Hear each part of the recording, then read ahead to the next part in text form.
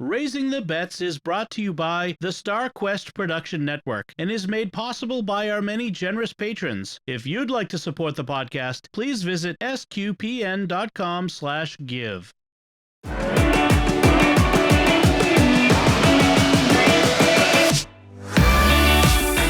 You're listening to Raising the Betts. We're a Catholic couple raising 5 kids outside of Boston. Join us as we share the joys and challenges of marriage, homeschool, and our adventures near and far as we make sense of the world and experience the best parts of our culture. I'm Don Bettinelli. And I'm Melanie Bettinelli. And Merry Christmas, everyone. Merry Christmas. Yes, for us, it is the day after Christmas, Feast of the Holy Family. So let's talk a bit about our prep for Christmas. So obviously, when we last left off, we were still unpacking, still cleaning up, desperately trying to get things in a state where we could even fit a Christmas tree in our living room, apart from all the boxes and things, which we managed to do. We did. I had faith. Yes. I knew we were going to do it. Yeah, well, I knew we were going to do it. It was when we were going to get it done. Would it be before Christmas Eve? We did finally get the pod emptied, and that got taken away. That was good. So the dumpster's gone. The pod is gone. We still have lots and lots of boxes to unpack. Yes. Yeah. Well, I would say that half of what's filling our living room are empty boxes that we need to figure out a way to get somebody to take them, somebody who's moving. Or a third. Then there's a third of what's in the living room is stuff we've said we want to get rid of. Right. Old clothes and bins of things and old toys and whatnot. And then there's another third of stuff that needs to get unpacked. Right. Plus the old couch and chairs that are going to go not too long. So yeah, we're so close. It's so close. In any case, we got our tree up. And that was, what did we do that? We did it on the 23rd. I think it was the 23rd. Yeah, that sounds right. Because we put the water in and everything, and then we hadn't decorated yet, thankfully. So Christmas Eve morning, we came out, and who discovered it? You? No, a child came and said, there's water, there's a puddle of water in the floor. Now, given everything we've been through in the past 3 months. The words puddle of water sent terror into my heart. It's like post-traumatic stress. It's like, yeah. What? There was a huge puddle of water. It was going down the hall. I really... Flashback. Seriously, I'm not even exaggerating. I had a moment. It was horrible. It might have been the 22nd, the evening of the 22nd. Yeah, I think that we finally got everything. Yeah, because we had set it up. Then there was a huge puddle of water. What it was is the Christmas tree stand leaked. It had a crack in it, which we hadn't noticed. And so I put the tree back out on the porch, on the patio, and the stand, I looked at it, yep. And it's like, oh, great. Now I've got to find a Christmas tree stand at the last minute. And we both remembered that at one point we'd had 2 stands, but we both also remembered we'd gotten rid of one. I thought we'd thrown away the old one because that's what one does when has an old stand. It. So the morning of Christmas Eve, very early, I went out to find a stand. I thought it was the 23rd that you were running around looking for a stand. Was it? Yeah. Okay. It wasn't Christmas Eve. Okay. So, all right. So, yeah, because if it was Christmas... yeah, because on the morning of Christmas Eve, I was going over to the Lobster barn. So it was the 22nd. So anyway, regardless, I went to Lowe's, I went to Walmart, I went to Target. I felt like a dad in a Christmas movie. Mm-hmm. You know, it's just before Christmas, and Christmas will be ruined if he doesn't find the last Christmas tree stand available in Massachusetts. There was not a Christmas tree stand to be found. We were posting on Facebook. Does anybody have an extra one? I sent out a text to my brothers. Do either of you guys happen to have an extra? We had a couple offers, but by the time we got the offers. Right. So I was going out to the shed for something. You know, Isabella said, I have a terrible memory, apparently. Yeah. Isabella said, I am sure that you did not throw away the old stand. I am sure that it is in the shed. Go look for it. Right. And she was quite insistent. And she was I went out to the shed. Right. I looked in an empty storage container, or I thought it was empty. and there was the new Christmas tree stand. And in fact, the old stand. It was the old stand that was leaking. That was leaking. It was the old gigantic stand that we said, this is too big and it's old and rusty, so we should get rid of it. We should replace it. And I said at the time, after we got the new stand, I should keep a spare around because you never know. You might need a spare stand. And then this year, for whatever reason, that was the one I saw. Thought that was the current stand. My memory is terrible. It's terrible. It's kind of scary getting old. I mean, this is really bad. So it turned out to be a newer stand. It's smaller, which is fine. It fit the tree. It's smaller is good. It doesn't have. That's why we got it, because we didn't want the gigantic one that took up like everything, an acre of land. Right. So, disaster averted. We got the stand in the house and put the tree in it, and all is right. We ended up getting the tree decorated. We had our. It's interesting getting the tree decorated. They're old enough now where they do most of the work now. Yeah. I put the lights on, and you kind of coordinate the handing out of the ornaments. Yeah, I unpack the ornaments and hand them out so that it's not like a mad rush. Like I hand them to the children one at a time. Yeah, 7 pairs of hands or 5 pairs of hands diving into a box at the same time. Yeah. So, but they do all of the hanging the ornaments and where do they go and all that sort of stuff. And we just hang back, and I do my annual time-lapse video, which is now a tradition of them doing it. And so that went well. So that was done, yes, on the 23rd.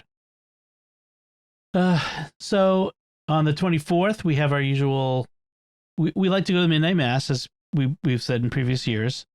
We don't always all get to go.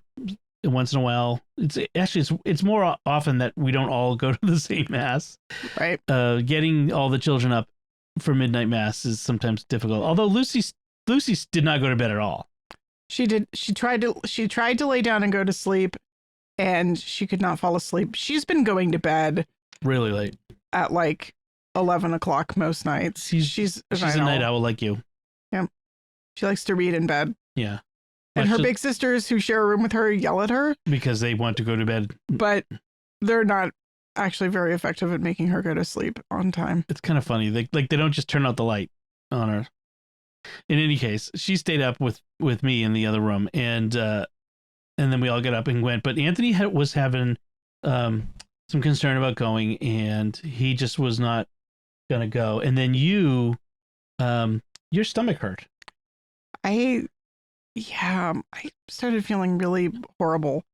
I don't know if it was like I ate too much or too many sweet and rich things, or I don't know. I just did not feel like up to going and sitting through a long mass. Yeah. So it worked out. You stayed home with him. I took the rest, and we went to midnight mass, which was nice. There had been a little snow, little flurries that day. Not much snow, but we had, around here we got like flurries. So it's nice to have little flurries. And it's always beautiful. The music is always good. We had our the Haitian cantor, who we hadn't seen in a long time, was there. That was nice to see him. And Father Matt did the homily. I'll talk about that in a little bit. And then we got home around 1. Kids went right to bed. They were like, "I'm going to bed." They did not go right to bed. Isabella puttered around for a good half hour. Really? Yeah. They were all like, "Oh, I'm so tired. I'm going right to bed." Anyway, you didn't get to bed till 3 or something. It was later than that. Yeah. But you had to get up to go to the 10:30 mass with Anthony in the morning. I did. So that meant we had to at what was it, 8:30, 9? I had to wake you up. It was 8:30. 8:30. I'm sorry, but I had to wake you up because there was no way they were going to wait till after the 10:30 mass. There was no way you would have gotten Anthony out the door to mass if he hadn't opened. That's true. His presents and stocking. So that happened. So I got you up, and I was really tired all day. We've talked before, but for those who may not remember or new listeners, we don't make a big deal of presents on Christmas morning. There is a stocking full of small things and 1 present per child from Santa. Yeah, Santa does not bring lots and lots of stuff. Right. Our main gift giving day is Epiphany. That's when they get presents from us and from your parents and that sort of thing. Yeah. They're really sweet. They do make gifts for each other. Some of which get given at Christmas and some given at Epiphany. But right, or sometimes both. Like Lucy made us cards and put some of her Hershey Kisses that she'd been given as a gift from someone else at Scouts for you and me. For me, they'll package up a precious toy that's theirs, but that they know like one of the other kids really likes to play with, so they'll package it up and give it to them. That sort of thing. Yes. Although Ben did a gag gift for Anthony. He gave Anthony one of Anthony's own toys that he had been playing with. Right. And that Anthony had wanted back. Right. Although Anthony gave Ben a coupon for the next time Ben wants to, for a future time when Ben wants to have an iPad turn. In order to get an iPad turn, they have to do a chore. Anthony will do the chore for him. He didn't check with us first to make sure it was okay, but no, I had suggested actually coupons for chores. Oh, okay. As something that my family had done in the past when we were kids. Okay, so that's good. I mean, it's a nice gesture. So that was really nice. Mostly Legos, although the girls, two older girls, they had Star Wars figures, Black Series. Black Series are they're more finely detailed and more articulated than most regular action figures. They're really nicely detailed. Yeah. So Dark Rey for Sophie. So Rey, who in her vision from Rise of Skywalker when she had turned to the dark side. So that one for Sophie that fits, and that was a good choice. And then Padme for Bella. They have a bunch of other ones that they already had. They were both thrilled with the choices of figures that they got. And then Lego sets, Star Wars Lego sets for the other three. Yeah. So that was good. Everybody was happy. Nobody got a toy that they'd already had in the past. That has happened before. Which has happened.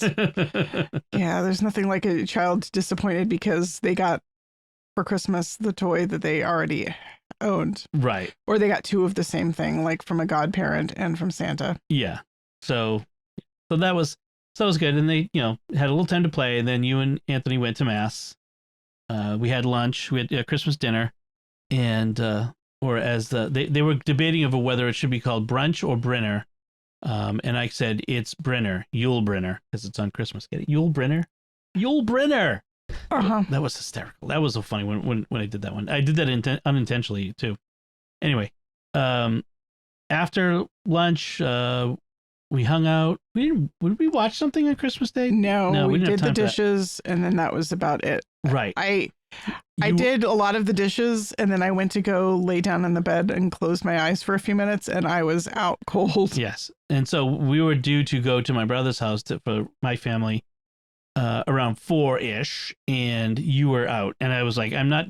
I knew you hadn't been feeling well, and I knew you had stayed up nearly all night. So I was like, I'm not going to wake her. So I took the kids, and we went over and hung out for a couple hours, maybe 2.5 hours. It was quite a long time. I had time to watch a movie. Yeah, I think it was like 2.5 hours. And sleep. We were there. And read. Yeah, and it's a half hour there. So, we were probably gone for 3 hours or so.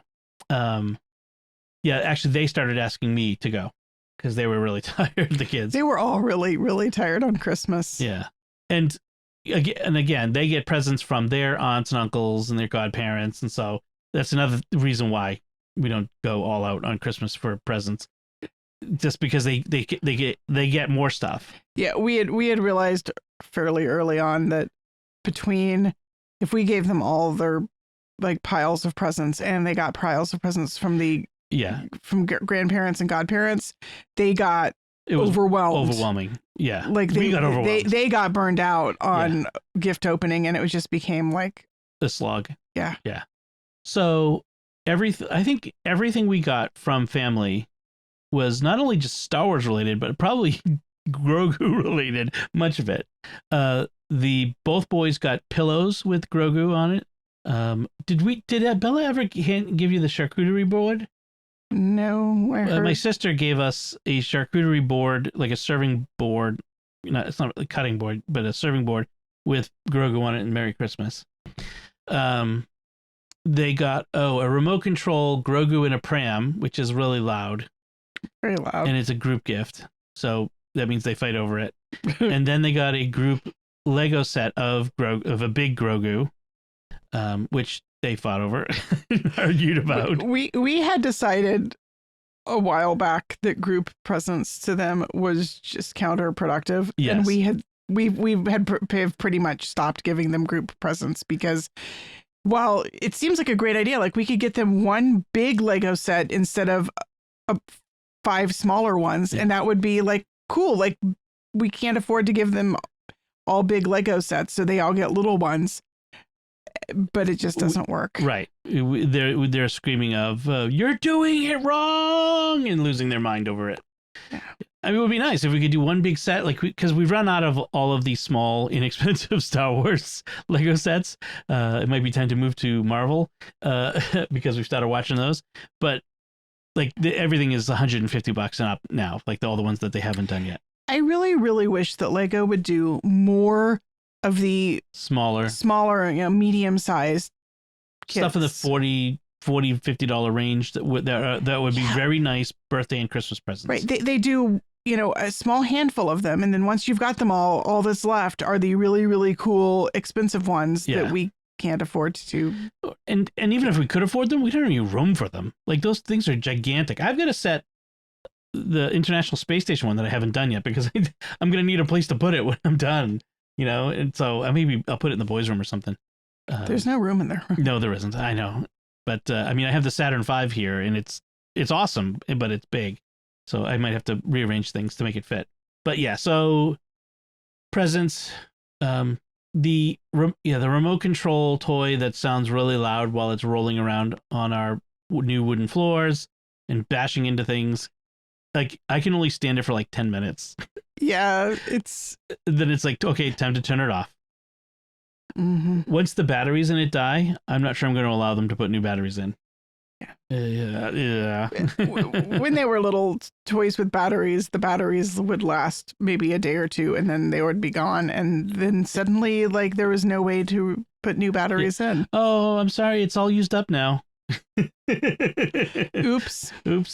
I do not have high tolerance for toys. Noisy toys. That are noisy. Oh, yeah. We have noisy kids. Never mind noisy toys.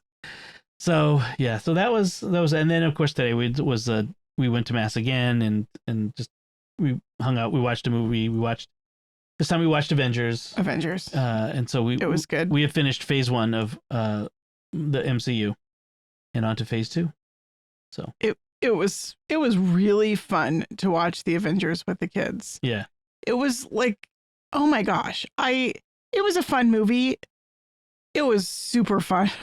Oh, they get so excited, they laugh. It was hysterical when the Hulk smashes puny god Loki. I mean, They thought that was hysterical. Yeah, it was like watching it for the first time again. It really was. Yeah, they had fun. So that was good. So that's what we've been doing, of course, and everybody's been celebrating Christmas, and so that's how we celebrated ours. So the one thing I didn't talk about was the food, because there has been you've done so much cooking, baking, just you alone have been done so much baking. You've been making up for lost time. I have definitely. I missed my kitchen. I missed baking, because I was making dinner when we were away, but I didn't have my baking stuff. I didn't have my KitchenAid mixer for kneading bread, and just. I don't know. I just was not up to much baking in rental houses. Right. That makes sense. While we were away. So I've missed it. I really do enjoy baking. And so yeah, making up for lost time. I made a huge batch of fruitcake. So let's stop and talk a little bit about fruitcake. Most people think fruitcake, oh yuck, that hard as a rock, dense thing that could survive the apocalypse. But that's not your fruitcake. No. We did mention that you were soaking the fruit. I was soaking the fruit in the bourbon. Yeah. So you soak the fruit in a lot of bourbon, and then once the fruitcake is baked, you soak the fruitcake in a lot of bourbon. You basically used most of a bottle of bourbon. You pour the bourbon over, you let it sit and absorb. You pour more bourbon over, you sit and absorb over several days' time, and you don't have to refrigerate it because you're basically preserving it in alcohol. Yeah, these will last. A well bourboned fruitcake will actually last for years. And it gets a little bit dry and crumbly, but still edible. Well, and still add more bourbon. Real tasty. I actually had one that I think lasted 3 years. That was the year that I used sherry because that was the original recipe I had, which I did not like as well as the bourbon, and so it lasted a lot longer. And one of them got lost in the back of a cabinet, and I forgot that it was there, and then I found it like a year later. It was still really tasty, I have to say. That's funny. All right, so you made fruitcake. Four fruitcakes. 4 fruitcakes. You also made cinnamon rolls for Christmas morning. That's tradition. Yep, it's nice to have hot baked good on Christmas morning. And This was the Alton Brown recipe? Mostly? I looked Partially? at Alton Brown for baking directions, but honestly, I just made my usual bread loaf without actually measuring anything. Ah, okay. It's just sweet bread dough with cinnamon wrapped up around some cinnamon. Right. I know a lot of people swear by Alton Brown's recipe. I don't even follow a recipe Okay. Now you usually put a cream cheese frosting on it, but we were low on cream cheese, so there is evidently a national cream cheese shortage. There actually is, yeah. So I recommended an orange glaze, yeah, and that came out really good. I have fond memories of the cinnamon rolls in a can with the orange glaze from childhood. Those were always my favorite, so I went with it. It's not as good as cream cheese frosting, but it's still. They were pretty darn good. Pretty darn tasty. Yeah, I'm not. I have no complaints. I think I did not use enough sugar in the cinnamon sugar mixture in the middle of the roll, perhaps, and maybe not quite enough butter too. I think it could have used more butter. It was not as creamy and rich as it usually is. It's a little drier than a little bit. Still pretty darn good. Yeah. So Christmas Eve, as people know, I think if they've listened to us for very long, we do this Sicilian tradition of seafood. Sicilians have a tradition of 7 fishes. We've discovered that 7 is way too many. So way too we many. usually end up with 5 different kinds of seafood on the table. This year it was, as usual, lobster. And I know people think that's extravagant, but we live 20 miles from the New England coast. It is not as expensive as it is perhaps probably where you are.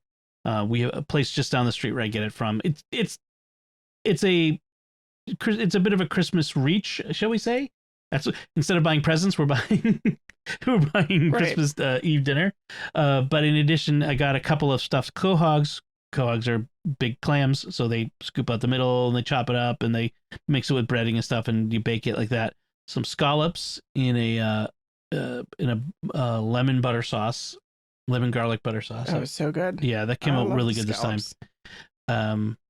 And there was one of the things I've been doing. I've been when I go to the grocery store, they'll have stuff on sale like in the frozen seafood section, and I've been I bought a few things and have been kind of socking them away in the freezer. Right. So we got some fairly cheap. Yeah. There was lobster bites, which are basically small little lobster croquettes. Yeah, little croquettes. I don't know how much lobster's in them, frankly, but they're pretty tasty. I have to say, they tasted pretty good. They had a nice little spicy kick to them. Yeah, and I ate far too many of them, which might have contributed to not feeling so great. Yeah. Then there was also some shrimp. I had bought a bag of frozen shrimp a while ago, so that was in there. And then the lobster. Did I miss anything? I think that was 5. In any case, I buy one for each of us. You don't like lobster, so I don't. You like lobster, okay, but you don't care to have a whole lobster. Yeah. I fixed it before I went on. But the other kids all want to have it. So the older girls and Lucy are they're like, oh, can you, before we sit down, can you take the meat out of the shells for us? So I do that for them. But the boys are like, no, I want to do it. Because they're boys. And then I end up having to do it during dinner, but partially. Ben actually took care of most of what he needed to do. He was pretty impressive. He did a pretty impressive job cleaning that lobster, I have to say. Yeah, he did okay. Anthony needed a little coaching, some help. Here, hold it like this, twist like this. They were hard shells, so some of the cracking the shell, he just doesn't have the hand strength yet. Plus the spiny bits can be a little painful. So I took care of some, but he did okay too. None of them ate their entire lobster. All of them had leftover meat on the plate, which is fine because we'll get to that in a minute. Yep. Yeah, I also made like a loaf of challah bread to Yep. go with it, and We did have a vegetable, didn't we? we had. You insist on a vegetable every year. Did- The token veggie. Was that the peas and corn, or was that on Christmas Day? Christmas Day. I did peas and corn. Oh, I don't. oh, the caprese. Oh yeah, I did a caprese salad, some fresh basil and mozzarella. It was actually a nice counterpoint. It was nice that we had a salad Yeah, you made green salad for those who eat green salad. for the four oldest of us. So yeah, so that worked. So that was pretty good. For Christmas Day dinner, you had decided to do lasagna. I think we did talk about that last time. The trying to come to a conclusion Yes. about what kind of lasagna we were going to do. But I think it came out really great. Yeah, I made that Christmas Eve and baked it Christmas Eve, and then Yep. refrigerated it, and so all we had to do was warm it up again Although Christmas Day. it took a lot longer to warm up than we'd anticipated. I made a really big lasagna. I made it in my big roasting pan as opposed to my 13 by 9, and it did take a lot longer to reheat than I'd expected. Yeah, I have no I should have problem put with it- having lots of leftover lasagna. I should have put it in Two smaller earlier. pans. No, or two smaller pans. Two smaller pans, or put it in earlier. Yeah, that was unexpected. The length of time it took to reheat, because it was a mass of cold, dense food, So good. but it though. was so really good. I mean, I Yeah. really like baking it the day before you're going to eat it, because lasagna The L words. lasagna is so much better the second day. Yes. And so I think just building that in and just planning to eat it the second day after you cook it Yes. is the best. And by the strangest, weirdest of coincidences, everyone in my family separately decided to make lasagna for Christmas dinner. Both of my sister, my oldest sister is staying with my younger sister right now because she's recovering from a surgery, and she's the famous one in the family for her lasagna. Francesca's lasagnas are the best. No offense, but Francesca's lasagnas are the best. Of Uh-huh. anyone, anywhere. I'm sorry. It's hard to compete with somebody whose name is Francesca. Well, yes, frankly. this is true. Anyway, so they made a lasagna, but then my brother John made lasagna. My brother Bernie had lasagna. It was, everyone independently had lasagna. I'm not sure what was in the air, but that was kind of funny. So, Which good. I mean, it's not unknown for Francesca to bring lasagna to family On Christmas. Yeah, so that's probably in our minds. But we've had like roasts before. Like last year we did a roast. We've done roast like beef roast a few years, that sort of thing. Yeah. Lasagna was a good call. I was really pleased. Well, not only because it was really good, but also it just was easier because you'd cooked it the day before. Then there was just a few dishes to prepare. We had broccoli with hollandaise sauce, and I really liked not doing a lot of cooking on Christmas, and I think I'm looking to repeat this again next year. I wouldn't mind doing a roast again sometime. If you do the But roast. that would be me. Yeah, it would be on me. I cook the meat, so that's fine. But this was a good call this year. Lasagna on Christmas is fine by me. The other thing, well, then today, I should mention. So tonight was leftovers. Actually, I want to come back to tonight because I want to talk about the ham.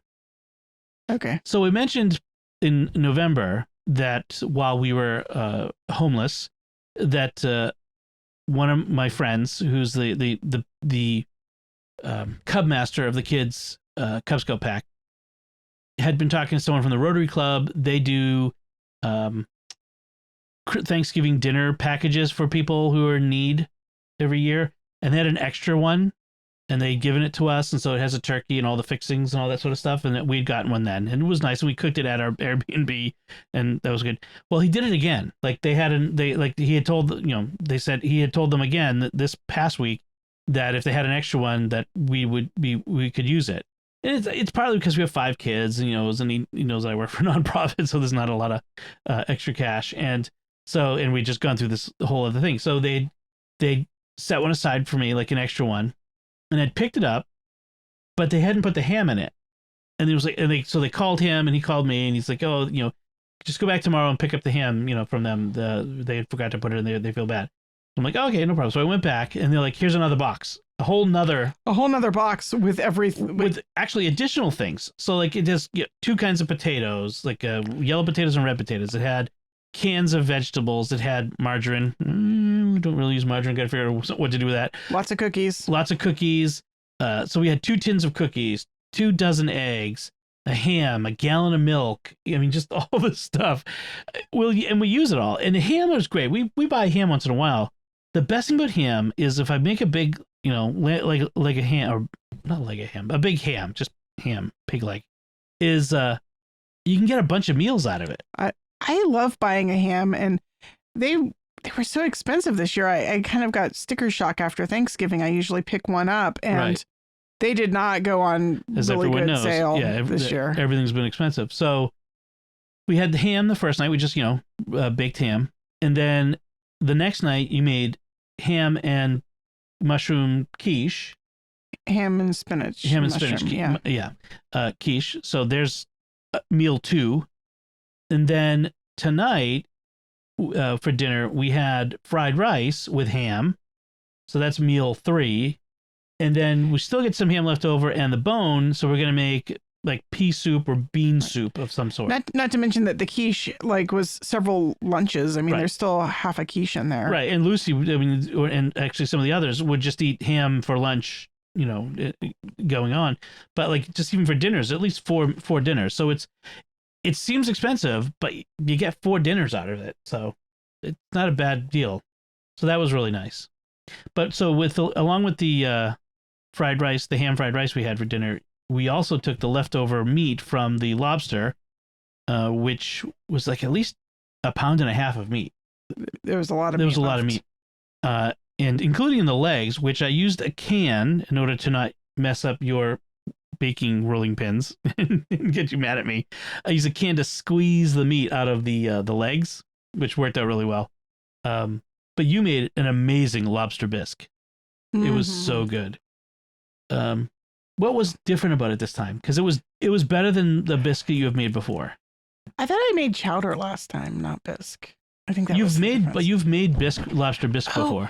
I don't know. I Googled a recipe, and this one was like you made a mirepoix, but then you also like cooked the herbs with it, and I added some Aleppo pepper, and it had you add a little bit of chicken bouillon to that, and then lots of tomato paste, and then you added flour, and you cooked that, so like it got really, really thick and dark. Yeah, like it was like a roux. And then we had you had made stock with both the shrimp shells and the lobster shells. Right. So I'd cooked the lobster in the pot with a couple inches of water. So I'd steamed them in the water, and I'd saved that. And then when I cooked the shrimp, I peeled the shrimp, but then I also put the shells and the shrimps themselves in the pot and boiled it so to get the flavor from the shells. And then saved that, and I filtered out all the shells, and then combined them and boiled them down so that it was like 2 quarts of highly concentrated, basically shellfish stock. I think the shellfish stock made a huge difference. Yeah. I used a really nice white wine, and is that the sweet Riesling? No, not the Riesling. I don't think it was a Riesling. We had that sweet Riesling. The what's the Chateau Saint Michel Riesling. I would not use that for cooking. No, but that was so good. We had that with the seafood dinner. Yeah. No, it was like a Chardonnay, but it was like a really nice fruity wine, and heavy cream, lots of heavy cream. So before you put the lobster in, when you put the stock in, you also use the immersion blender. Right, you puree it really nicely, so it's a thick puree. Yeah. And then you add the this was one of the things that I found a recipe that had you cook the lobster meat very, very, very short cook time, just it's a minute. Already cooked. Right. Yeah. And you sauteed some garlic and herbs in butter, and then you throw the lobster meat and you just cook it for like a minute just to warm it up a bit, and then you put it into the bisque. Uh-huh. Is that what you did? Yeah. Oh, yeah. So that it kind of infuses the meat itself with that buttery, garlicky flavor. And then you're adding more garlic and butter to the soup too. Well, and of course I had thrown the solidified butter from the dipping sauce from the Christmas Eve in with the lobster itself too. There was a lot of butter in that bisque. Very buttery. Very good. Very good. And you made some croutons to go with it, so it was really good. Oh yeah, I used some leftover baguette from our favorite French bakery. And I diced that up and toasted it with some garlic and butter and It sounds pretentious. parsley and Some baguette basil. from our favorite French bakery. They sell it at the grocery store. But yes, it is from our favorite French bakery. But yeah, oh, it was really good though. I love homemade croutons, and I could just like eat an entire bowl full. So yeah, so that's, I mean, it's a lot of good, as you were saying earlier. So I think we've got caught up on my desire to do a lot of cooking.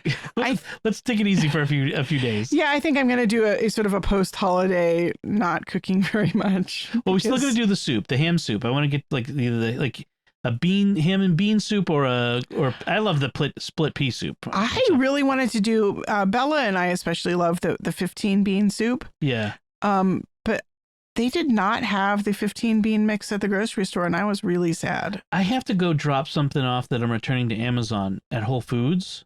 Maybe they'll have a 15 Maybe they'll bean have. soup I'll take a look and mix. see. Yeah. I don't know why, but it's the mix of the beans, like all the different beans together, are greater than the Yeah, they're greater than the sum of the Sum of the parts. parts. Something like that. Yes. yeah. I love it. Yeah. I'm not really a big bean soup fan. Split pea soup, I'll eat a bowl and it's okay. But Oh, I love split pea soup. a bowl of split pea soup is about all I want.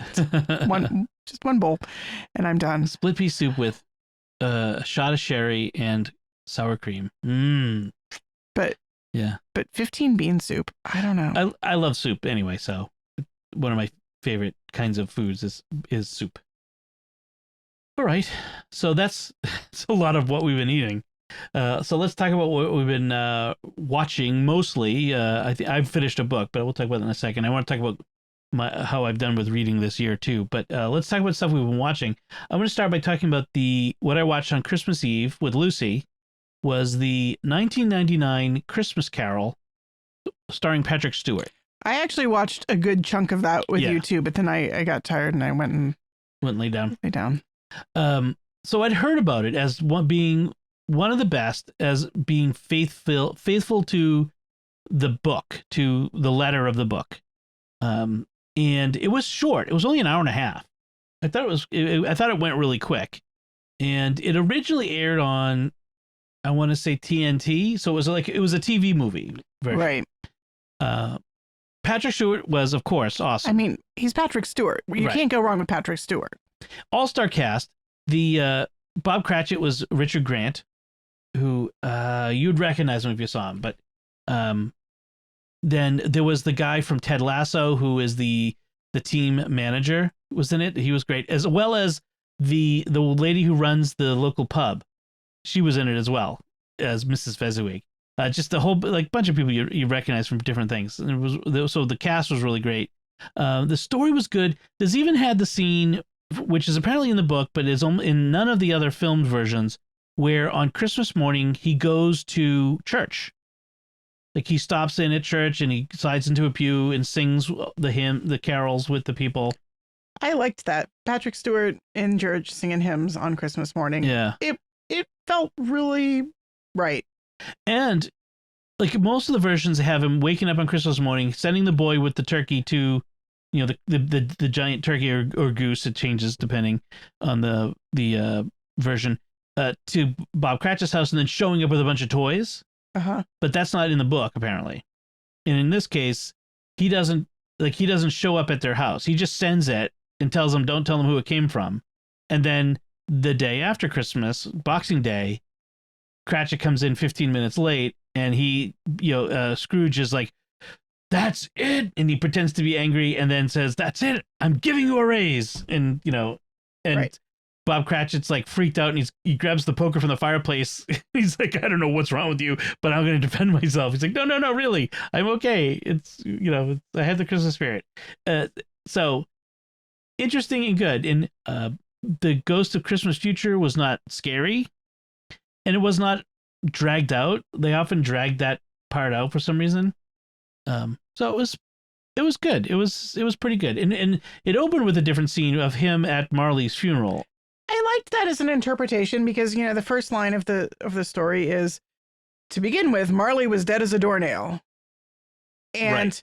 so that this kind of gets the Marley is for sure dead. We're watching him be lowered into the ground. We know he's dead. Yes. And there's a discussion of what dead as a doornail means versus why not doorknob or door knocker, which then makes that connection to when Marley's face shows up in the door knocker.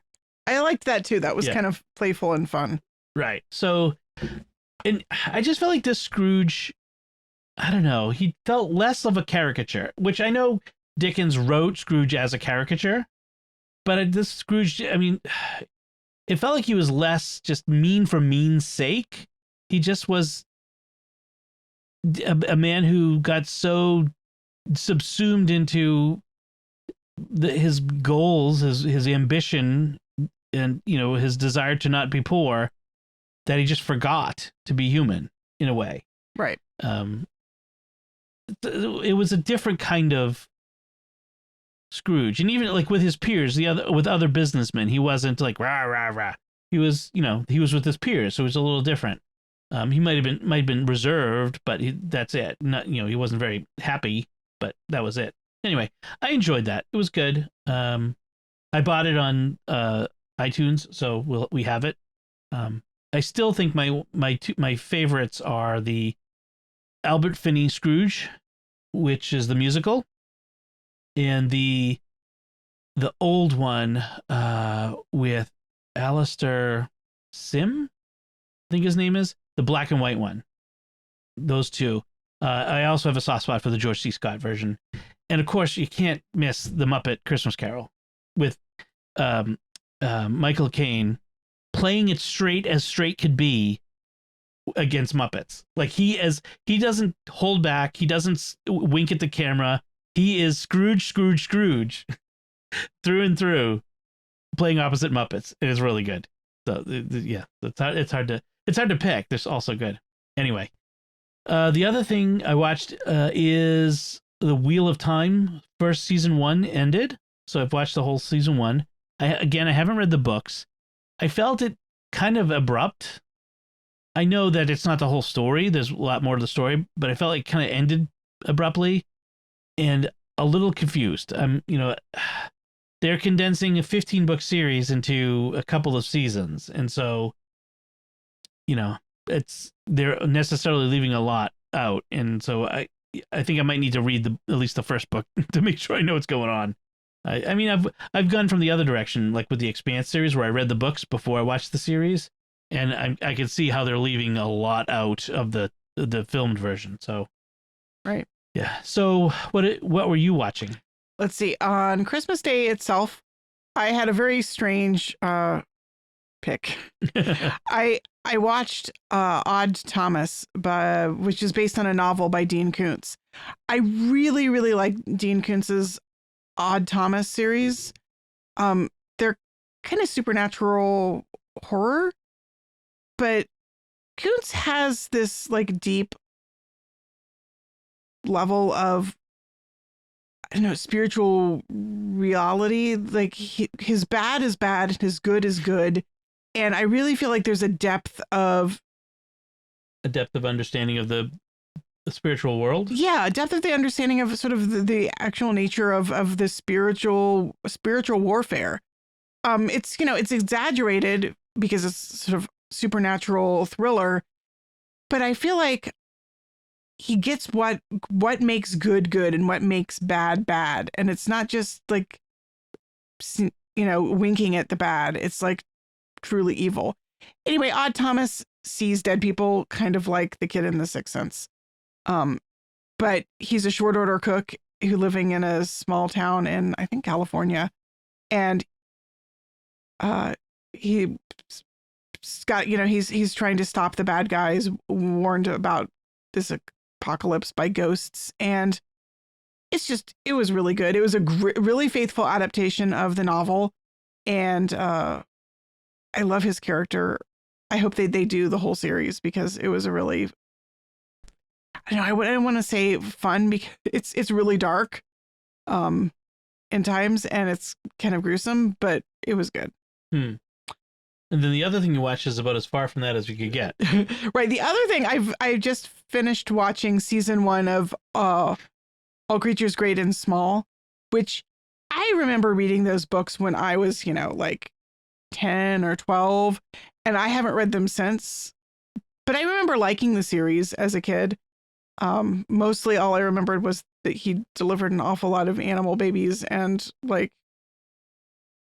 the details about that were eye-opening as a kid. The BBC series is really good. I really loved all the actors, and this story is just very, I don't know, wholesome. Yeah.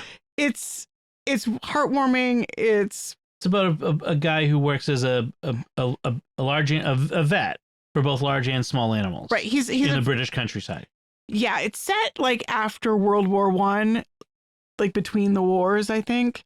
And he's Scottish, and he goes to the Yorkshire countryside and small town working for an already established vet. He's just finished his schooling, and he's a city boy who's never really lived in the country. But he fell in love with animals because they had like an animal husbandry program at his school.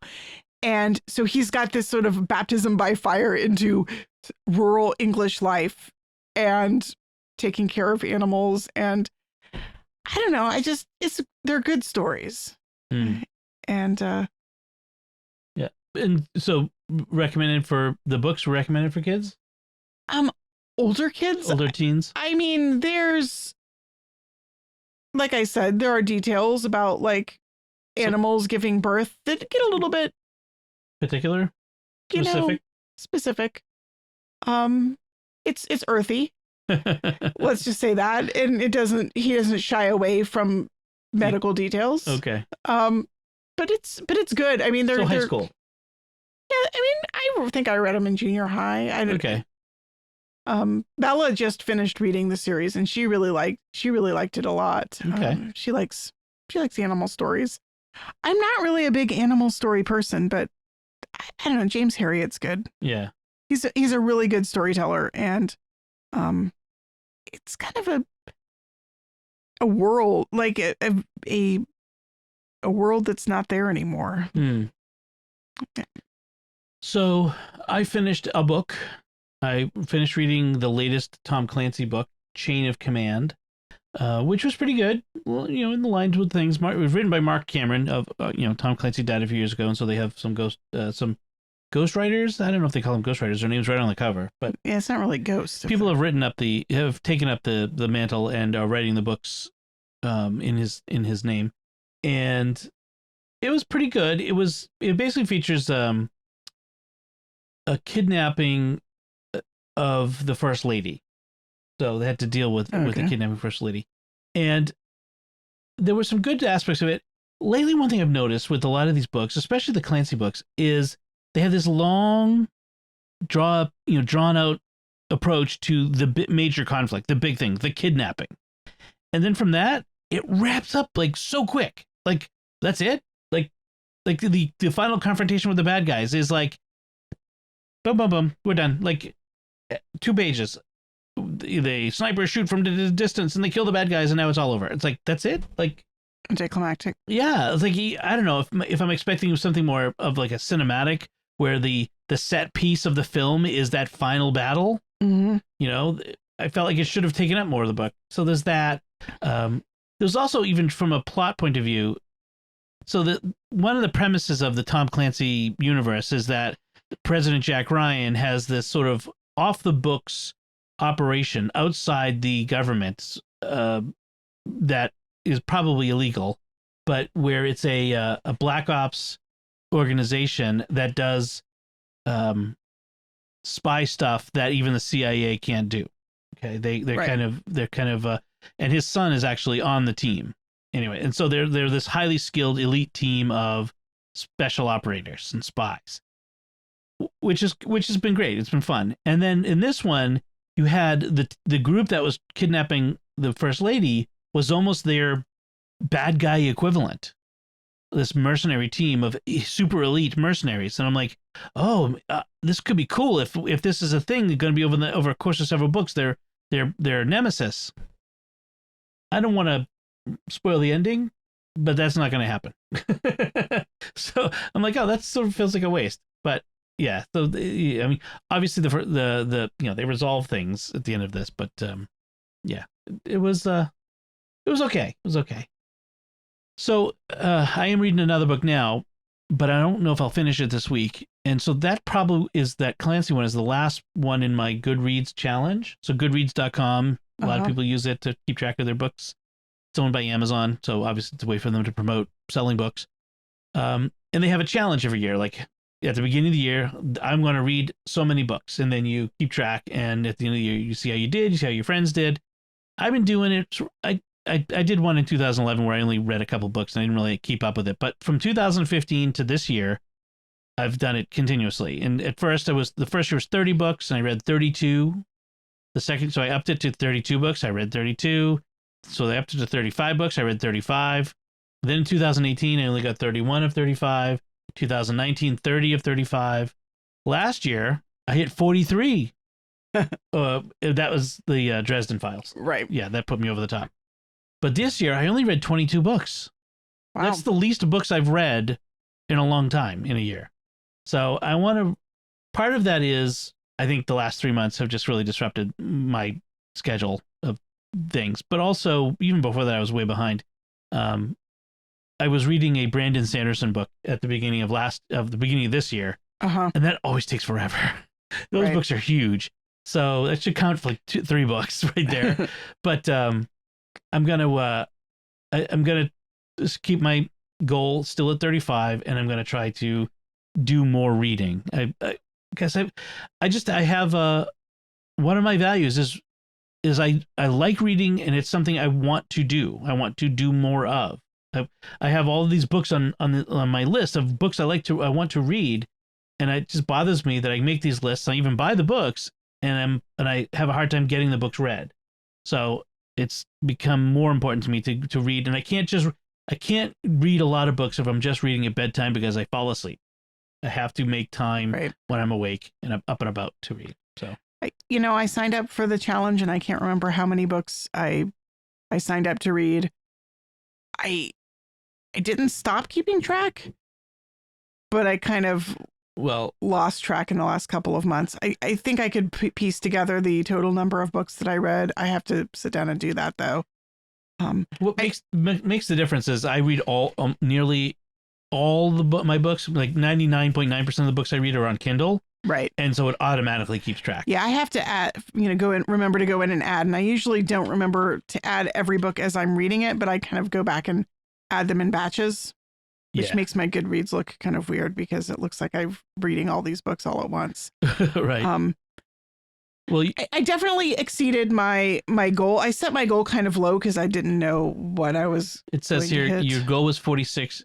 Was 40, and you read 46. So you've recorded 46 anyway. I think that I've read a few more than that. Mm-hmm. So I definitely reached the goal that I'd set. Like I said, 40 was fairly low for me, but I wanted to be able to meet my goal if I was going to set one.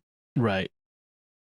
So, yeah. So it's fun to keep track. I like to quantify things, to gamify some things. You can overdo it, but yeah, I like to keep track and do post reviews as I read on my blog, and I kept that up for the first half of the year, and then I think I got through June or July and then stopped. Yeah. And I'd like to go back and at least write up some of my favorites. Because I have read some books in the second half of the year that I really loved, and I would love to share.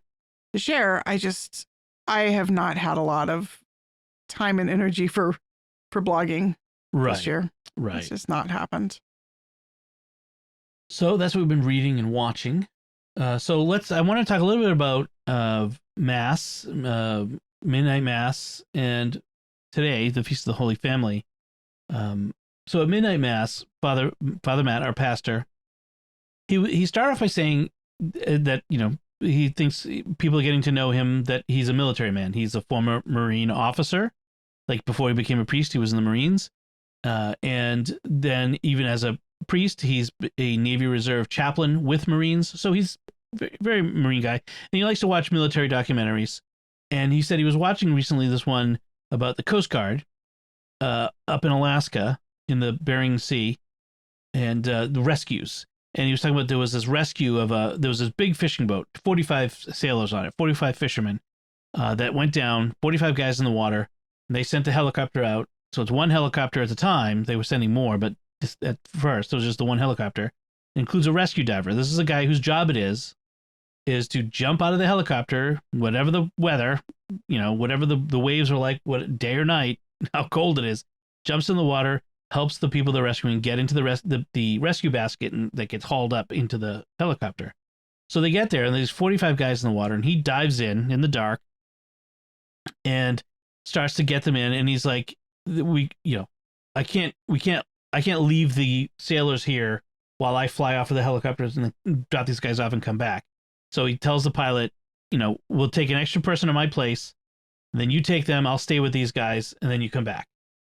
Okay. And he herds them together. He keeps them calm. He keeps track of them till the helicopter comes and they make a whole bunch. They can only carry like 6 or 7 guys. So it's like 8 different trips. It takes forever. But finally he's the last one out of the water and they go back. And he says, Father Matt says, it made me think that Christmas is like that. And he's like, it's weird, but Christmas is like a rescue mission. And Jesus is the rescue diver who's diving out of the helicopter into the darkness and uncertainty of this world and puts his life on the line for us, scared, in the dark, afraid of, drowning in our sin and everything else. And he takes our hand, straps us in the rescue basket, sends us up to salvation, one by one by one. And it's like, I thought that was a pretty good analogy. That's a really good analogy. I like that. Yeah, yeah. I mean, I've seen similar analogies before, but the specificity of that one is really good. That was really good. Then today, on the Feast of the Holy Family, it was again, happened to be Father Matt. And it was the finding of Jesus in the temple. And he was talking about how this gospel really showcases family virtues, the virtues that we want to inculcate in our families. And he enumerated them as the virtues of obedience. Jesus went off and was obedient to his mother and father from that point on. Forgiveness. Mary and Joseph forgive Jesus for scaring the heck out of him. Right. And love, which is obvious, the love among them. And then he talked about how the Holy Trinity is the family that the Holy Family and our families are modeled on. So it was good. It was a good homily. And then you had a different priest for your mass on Christmas Day. Yeah, we had a visiting priest on Christmas Day, and if you don't remember, that's fine. I swear I was paying attention. You were operating about 3 hours sleep, so it's hard. Yeah, long term memory just didn't happen. I mean, I remember it being good. Yeah, I could not report well.